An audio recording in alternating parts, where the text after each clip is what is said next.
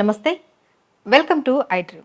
మనతో పాటు ఉన్నారు ప్రముఖ herbalist and traditional healer Anjaneya Raju garu. వారితో మాట్లాడదాం. ఈరోజు వర్షాకాలం రాబోతుంది. అయితే వర్షాకాలం రాగానే చాలా రకాల సీజనల్ వ్యాధులు కూడా వస్తూ ఉంటాయి. వాటి నుంచి మనం ఎలా ప్రొటెక్ట్ చేసుకోవాలి? దీని గురించి సార్ని అడిగి తెలుసుకుందాం. నమస్తే సార్. నమస్కారం అమ్మా. సార్, వర్షాకాలం అనగానే చాలా రకాల సీజనల్ వ్యాధులు అనేసి వస్తూ ఉంటాయి. అవునమ్మా. ముఖ్యంగా మనకి ఎక్కువగా వచ్చే వ్యాధులు ఏంటి సార్? అంటే ఎక్కువగా వచ్చే వ్యాధులు అంటే అజీర్తమ్మ, కామెర్లు, జాండీస్ అంటాం కదా, దగ్గులు, జ్వరాలు అమ్మ. మెయిన్ వచ్చేది అదే, cough, cold, fever, jaundice, indigestion. ఇవన్నీ ఇప్పుడు స్టార్ట్ అవుతాయమ్మా. ఓకే. ఎందుకు అంటే వేసవికాలం అంతా బయట వాతావరణం బాగుంటుందమ్మా. సూర్యుని యొక్క కిరణాలు వేడి ఎక్కువ ఉండటం వల్ల అనేక రకాల సూక్ష్మజీవులు చనిపోతాయమ్మా ఆ ఎండలకి. మీరు ఏమీ లేదు, ఇప్పుడు ఒక వారం నుంచి చల్లబడిందమ్మా. మీ ఇంట్లోనే మీకు తెలిసి ఉంటుంది, వారం క్రితం ఒక దోమ ఉండదు. అవును. మీరు సాయంత్రం ఒక్క 10 నిమిషాలు తీయండి మీకుమ్మ, మీరు ఇంట్లో మీరు తెల్లవారులు పడుకొని అన్ని దోమలు వస్తాయి. అవును అవును. 10 డేస్లో అంత మార్పు ఎందుకు వచ్చిందమ్మా? ఆ వేడి ఎక్కువ ఉండటం వల్ల దోమలు కూడా చనిపోతాయమ్మా. డ్రైనేజెస్లో వాటర్ కూడా ఉండదు, అక్కడ గుడ్లు పెట్టి మళ్ళీ వాటిలో సంతతి పెంచుకోవడానికి లేదు. దానికి కావాల్సిన అవకాశం అంతా మళ్ళీ తన సంతతిని పెంచుకోవడానికి మంచి క్లైమేట్ అమ్మా ఇది. ఈ దోమలు కొట్టడం వల్ల అనేక రకాల వ్యాధులు వస్తాయి. అదేవిధంగా హీట్ ఎక్కువ ఉన్నంతసేపు మనం విపరీతంగా వాటర్ తాగుతామమ్మా. వాటర్ తాగటం వల్ల ఆ హీట్కి మన జఠరాగ్ని బాగుంటుంది, వాటర్ తాగటం వల్ల బ్లడ్ కూడా పలచగా ఉంటుందమ్మా. ఎప్పుడైతే ఈ వాతావరణం చల్లబడిపోయిందో అప్పుడు ఏమవుతుందంటే మన శరీరంలో వేడి కూడా తగ్గడం వల్ల మనిషిలో బద్ధకం అనేది వస్తుంది. కొంచెం మైల్డ్గా తయారవుతారు చల్లబడిపోయిన వెంటనే. ఎందుకంటే అది మీ బ్రెయిన్లోంచి వచ్చింది కదా, మీ శరీరమే ఆ విధంగా తయారవడం వల్ల. ఆ మైల్డ్గా ఎందుకు తయారవుతారమ్మా? వాత ప్రకృతి అనేది పెరుగుతుంది, కఫ ప్రకృతి పెరుగుతుంది. ఈ రెండు వర్షం పడగానే పెరుగుతాయమ్మా శరీరంలో. ఎప్పుడైతే మీరు వాటర్ తాగించడం తగ్గించారో, అంత క్రితం 2-3 లీటర్లు 4 లీటర్లు తాగింది 1 లీటర్లోకి వచ్చేస్తారు చాలామంది. ఆ వాటర్ తగ్గించడం వల్ల ఏమవుతుందంటే ఇంటెస్టైన్స్లో ఈ గమ్ అనేది పెరిగిపోతుందమ్మా. ఎప్పుడైతే వాత ప్రకృతి కఫం పెరిగిందో ఆ కఫం అనేది దానివల్ల కోల్డ్ రావడం, దగ్గు రావడం, అదేవిధంగా స్టమక్లో కూడా ఈ జిగురు అనేది పెరిగిపోతుంది. దీనికి పూర్వం ఏం చేసేవారంటే వర్షాకాలం రాగానే చక్కగా ఆముదం ఇచ్చేవారమ్మా. ఆముదం సమం ఎంత ఉందో అంత అల్లం రసం కలిపి శుభ్రంగా పొయ్యి మీద పొంగించి 2-3 సార్లు దాన్ని పాలలో కలిపి డైరెక్ట్గాను ఆ ఏజ్ని బట్టి, వయసుని బట్టి, ఆ మనిషి బరువుని బట్టి కాస్త తాగించేవారు. తాగించేసరికి పూర్తిగా ఇంటెస్టైన్స్ క్లీన్ అయిపోయి బ్రహ్మాండమైన మోషన్స్ అయిపోయి 5-6-10 అయిపోయేవాడికి కంప్లీట్ స్టమక్ క్లీన్ అమ్మా. క్లీన్ అయిన వెంటనే ఏం చేసేవారు, మంచి పాత చింతపండు కొద్దిగా పెప్పర్ వేసి చారు కాసి పాత చింతపండుతోటి కొంచెం సాల్ట్ అన్నీ వేసి దాన్ని తాగించేవారమ్మ 1 గ్లాసు. ఈ పాత చింతపండు పెప్పర్ అనేవి ఏం చేస్తాయంటే మీ యొక్క జఠరాగ్ని అంటే ఆకలిని విపరీతంగా పెంచుతాయి.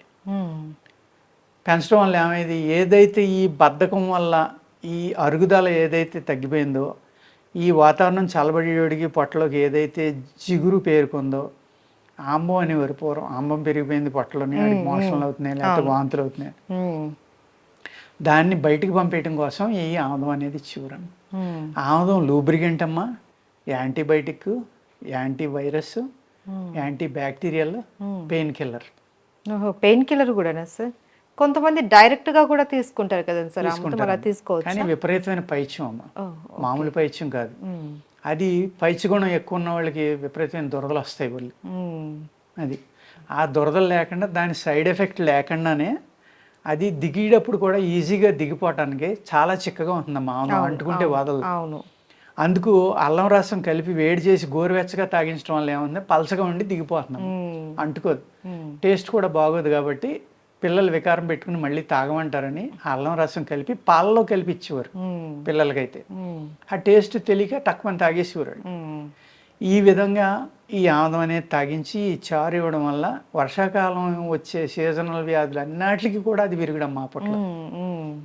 ఇప్పుడు అవన్నీ మనం చేయలేం కాబట్టి కనీసం సొంటి, అదేవిధంగా కొంచెం పసుపు, కొంచెం మిరియాలు, ఈ కలిపిన పాత చింతపండుతోటి పెట్టుకున్న చారు అయితేనమ్మా ఆల్మోస్ట్ మీకు జఠరాగ్నిని పెంచుతుంది, ఇవన్నీ బయటికి పంపించేస్తుంది. ఈ విధంగా అనేక రకాలైన జులాబ్ గోళీ అంటారు. ఏది మన వీటిలో యునానీలో. అదేవిధంగా ఆయుర్వేదాలో అయితే స్టమక్ క్లీన్ అవ్వడానికి అనేక రకాలైన ట్యాబ్లెట్లు ఉంటాయమ్మ. ఈ ట్యాబ్లెట్స్ వేసేసుకుంటే 2-3 రోజులు సరిపోతుందమ్మ.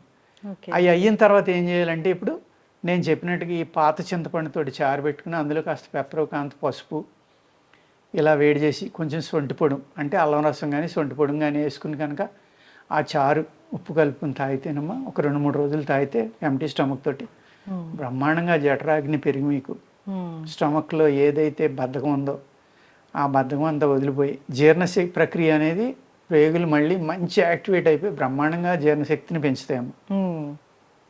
ఎప్పుడైతే మీకు జీర్ణ శక్తి పెరిగి మీరు తిన్న ఆహారం అరిగిపోయిందో ఆ మనిషికి జబ్బు లేనట్టేనమ్మా.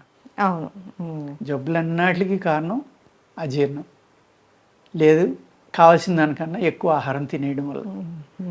దానివల్ల అనేక రకాల యాసిడ్స్ అయ్యి పుట్టాము స్టమక్లో, వాటి వల్లే మనకి ప్రాబ్లమ్స్ అన్నీ వస్తాయి. అదేవిధంగా ఈ కొత్త నీరు వస్తుందమ్మా నదుల్లోకి, కాలువలోకి. పూర్వం వర్షం పడిన వెంటనే కొండల మీద నుంచి అనేక ప్రాంతాల నుంచి వాటర్ వస్తుంది. అదేవిధంగా ఈ మొత్తం కాలువలు అన్నీ ఎండిపోయి కదమ్మా, చెరువులు కాలువలు అన్నీ ఎండిపోయి. ఆ ఎండిపోయినప్పుడు ఆ మట్టి లోపల ఉన్న అనేక రకాల సూక్ష్మజీవులు కానీ, చేపలు లాంటివి కానీ, కప్పలు లాంటివి కానీ ఇవన్నీ చనిపోతే వాటి యొక్క కళేబరాలు ఏ అయితే ఆ బాడీస్ ఉన్నాయో అవన్నీ కుళ్ళిపోయి ఉంటాయి కదమ్మా. అక్కడ అనేక రకాల బ్యాక్టీరియాలు ఉంటాయి. అవన్నీ కలిపి కొత్త నీటిలో వస్తుంది. ఆ కొత్త నీరు అనేది ఎప్పుడు వదులుతారమ్మా? సమ్మర్ అయిపోయి మే 20కి, మే 5వ తారీఖు, 10వ తారీఖు ఇలా కాలువలో వదిలేవారు. ఆ నీళ్లు మరీ చెరువులకు తోడుకునేవారు, ఆ నీళ్ళే తాగేవారు.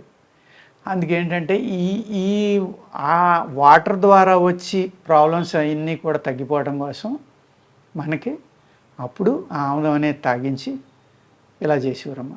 అదేవిధంగా పూర్వం ఇంటి కాలువలన్నీ కట్టేశారనుకోండి, కాలువలు ఉన్న ఏరియాలో చెరువుల్లో నీళ్లు తాగేవారు. ఆ చెరువుల్లో నీళ్లు చిక్కబడిపోయి ఎండలకి. ఆ చిక్కబడిపోయినాయి అంటే ఏంటి? అందులో కొన్ని రకాల బ్యాక్టీరియాలు పెరిగిపోయినట్లే. వాటి వల్ల జాండీస్ చాలా ఎక్కువ వచ్చేదమ్మా. ఇవన్నీ రాకుండా ఉండాలి అంటే ఈ విధమైన జాగ్రత్తలు కంపల్సరీగా తీసుకోవాలమ్మా.